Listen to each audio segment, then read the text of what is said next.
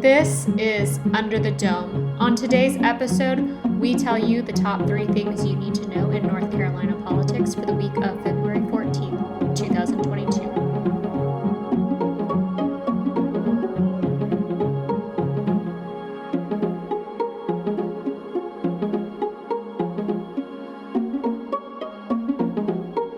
For the News and Observer, I'm Danielle Battaglia, your host for this week's episode of Under the Dome. It is the week of February 14th. Happy Valentine's Day to all of you. I hope you've gotten to take some time away from politics to focus on your loved ones, but that's not why you're here to hear from me, so let's get into it. We always try to keep you guys informed on the top 3 things you need to know at the start of your week in North Carolina politics. This week is no different, but you all know what it is, and that would be the state house, state senate, and congressional district maps that are being redrawn right now by our state lawmakers. If you're not following politics that closely, let me catch you up to speed. So in November, the General Assembly had released new congressional maps and state house and state senate maps for the upcoming election, and that was based on census data that added a 14th congressional district to our delegation. And so we've been having candidates file and decide where to run throughout North Carolina. I specifically cover the congressional delegation, so I'm going to focus this podcast a little bit on the congressional maps and tell you what I'm hearing. And so when these maps came to the North Carolina Supreme Court, they ruled that they gave an unfair advantage to Republicans to win the elections. The maps came out with a 10-3 slant with one swing district that most likely would go to a Democrat, but it's unclear. And so there were a lot of experts called in. Many said that you could get to a more fair map with a 9-5 slant towards Republicans. And the courts ruled that the state lawmakers needed to go back to the drawing board and figure out these districts to give Democrats more fairness, which is not at all English, but basically to make it more fair for Democratic voters and the members that are running for public office. And so I'm hearing a lot of different things from people running for office, people in the know, people that are helping to create these maps, and I wanted to kind of walk you through what I'm hearing. And I'll back up for a minute to say our current delegation has 8 Republicans and 5 Democrats, and that's in Congress. So with the 10-3 slant with the one swing district, it dilutes the amount of Democrats that are on our current delegation. And so people are speculating where can they redraw maps to give Democrats more of a voice in Congress. And some believe that they will pull from the 2nd congressional district.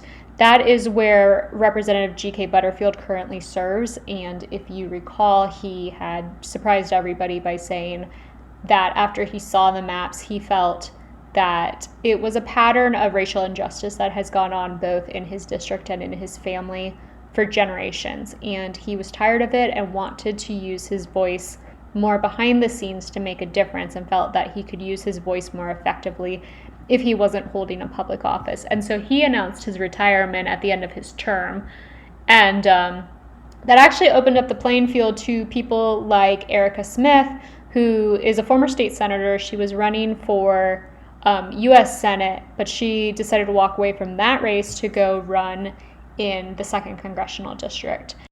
This is a district that encompasses a lot of counties from Washington, Martin, Hertford, Northampton, Halifax, Greene, Nash, Wilson, Franklin, Warren, Vance, Granville, Person, Caswell, and parts of Wayne. I'm pretty sure I missed 2 or 3 counties in there because the 2nd congressional district encompasses a lot.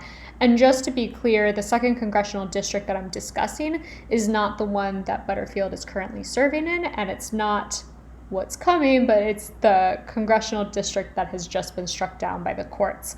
But as the map stood in November, and with Butterfield deciding not to run for re-election, it made way for people like Smith. Other names that you would recognize is Senator Don Davis, James Gaillard. There are a bunch of Republicans. I think there's 7 or 8 that are running. The biggest name there is probably Sandy Robertson, who is the current Rocky Mount mayor. You also have people like Sandy Smith, who has likened herself to people like Donald Trump or U.S. Representative Madison Cawthorn.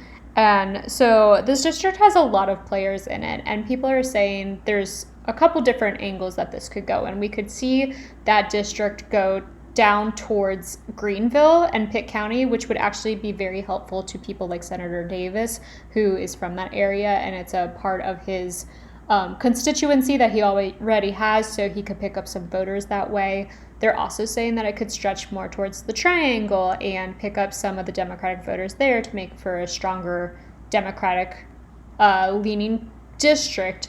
And so there's a lot of different elements at play just with this district. People wonder if it stretches more towards the Triangle, if that could switch out people in the 6th district, which has some big names too. Like you've got Clay Aiken, the former American Idol star, who also, I will say, follows North Carolina politics very closely and is very aware of what goes on in North Carolina. He's from this area and probably shouldn't be discounted as a candidate just because he was on American Idol. Then you've got people like Senator Fushi, and you have people like Senator Nickel and Durham County Commissioner alum. So there's a lot of big names that are in play in that area, and people wonder how trying to give Democrats more of a voice in this map could affect these different districts. I should also add in that the 6th congressional district on the struck down map would be Orange, Durham, and parts of Wake County. It's where U.S. Representative David Price currently serves. He has also announced he won't be seeking re-election and is retiring from office. Many people believe that the new map will also help U.S. Representative Kathy Manning. The lawmakers had taken the 11th congressional district and basically double bunked Virginia Fox, a Republican from Watauga County, with Kathy Manning, who's a Democrat from Guilford County. The 11th district right now encompasses Ashe, Allegheny, Surrey, Stokes, Rockingham, Wilkes, Caldwell, Alexander, and parts of Watauga and Guilford counties. And many believe that they will redraw the district to split Fox and Manning from being double bunked and give Manning back her district, which was closer to Rockingham County, Guilford County, and I think a couple of the other triad districts or counties. There's a lot of conversations as well about like whether people could be double bunked in the new maps. There's speculation about some Republicans who could be double bunked and what that would do to their elections. I think the elephant in the room that everybody wants to know about is what happened early on after the maps were drawn. Everybody believes that the 13th congressional district, which is Gaston, Cleveland, Burke, McDowell, Rutherford, Polk, and parts of Mecklenburg counties, they believe that the map was specifically, or the district was specifically created to help House Speaker Tim Moore secure a congressional seat. And U.S. Representative Madison Cawthorn kind of called their bluff on that. They had moved him into the new 14th Congressional District, which is Cherokee, Clay, Graham, Macon, Swain, Jackson, Transylvania, Haywood, Henderson, Buncombe, Madison, Yancey, Mitchell, Avery, and parts of Watauga. They had moved him over there, but kind of diluted the Republican voice there. They had put in voters who typically vote a little less Republican than what Cawthorn's district used to be. So Cawthorn kind of called their bluff on this early into the election and said, I'm not going to run for the 14th Congressional District. I'm going to go for the 13th Congressional District. I'm going to run against Moore to ensure that, I forget exactly how he put it, but basically establishment Republicans who he believes has been in office too long don't get reelected. And so he decided to go run in the 13th Congressional District, immediately having Moore respond by saying he's not going to run. He's going to focus on running for a House district. And so everybody's asking me, like, will Moore get in the race? Are we going to see a comeback from him? Are they going to try to make it impossible for Cawthorn to run? Which Cawthorn has taught us, it doesn't matter where you live in North Carolina. Under a U.S. Constitution, congressional candidates can run anywhere in the state. So regardless of where they live, they can represent, the beach if they're living in the mountains or vice versa. And Cawthorn's made it clear that he's not scared to switch districts. And so people are saying they don't know how that's possible, how they would do that. I've heard people say that they believe that if Moore was given the opportunity, he would run. I tried to get him on the phone to tell me one way or another, and he is being very vague about his plans. So I don't know how to take that, whether he's done and really focusing on his role as House Speaker, or whether he will continue to run continue to run for Congress. All I know for sure is that he will continue to be trying to draw these maps this week. And who knows what's going to happen with Cawthorn. There's a lot of rumors that he could head back towards his district. Currently, and by currently I mean like currently, he's in the 11th Congressional District. It's that same area that I labeled for the 14th Congressional District with a few less counties in it. And he, people are saying they think he's going to go back out there. He'd be running against people like Chuck Edwards and Jasmine Beach Ferreira and Katie Dean and Bruce O'Connell, Wendy Navarez, Michelle Woodhouse, which will be interesting in itself because he kind of handpicked Michelle Woodhouse to be his successor in the 14th Congressional District, which, if history repeats itself, didn't play out very well for Congressman Mark Meadows when he tried that with his wife's friend Linda Bennett, and that's actually how Cawthorn got elected. So it'll be interesting to see how his constituents react to him handpicking somebody to succeed him. It will also be interesting to see if he'll try to go back to his district and race against Woodhouse. And by the way, the names I labeled off before are a mix of both Republicans and Democrats. So some of them he'll face in the primary or could face in the primary. Some of them he'll face in the general or could face in the general.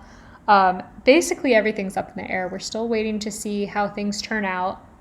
I'm not getting a lot of good information on what is going on with the process of drawing the maps. I think there could be more collaborations between both parties. The arguments in court could come into play. So, some experts said they could do a 9-to-5 map. And we haven't heard one way or another if they're aiming for that. If they, there's a lot of things on the table. They could go 7-to-7. They could go 9-to-5. They could go 10-to-4. And I'm not speculating one way or another. I'm just saying, there's options on the table. And so I think it's everyone's guess of where this is going to go. I believe I had heard that by Tuesday we could see the first map, and maybe by Thursday there would be a vote between the chambers to get this back to the courts. It's going back to the trial court, so that will happen on the 18th, and then there's a list of dates from there that you guys need to pay attention to. Filing starts on February 24th. The thing that is terrifying me as your reporter is that the trial court has until February 23rd to pick a new map, and then the map can be appealed through 5 p.m. that night. I'm assuming, but I haven't actually double-checked this, that filing will begin at noon because that's what happened in November. I will say we had begun, actually it was December, we have begun filing. It was stopped in the middle of the week because the courts decided that we don't know what the districts are going to be. We don't know if we're going to toss these districts out. Let's go ahead and stop filing, move the primary back to May, and then, because it was supposed to be in March, and then move filing to February 24th. So now that the maps are thrown out, have to be redrawn, and a new map has to be picked, the turnaround is about probably 12 hours to figure out whether who's going to run where and how they're going to file and how this entire election is going to go. So it's going to be an interesting couple weeks in North Carolina politics. I hope you guys keep following us on newsandobserver.com, on our Twitter accounts. Definitely tune into Under the Dome because I'm sure we'll be talking about this for a while. And I hope you guys have a great week. For the News and Observer, I'm Danielle Battaglia. Thanks for listening.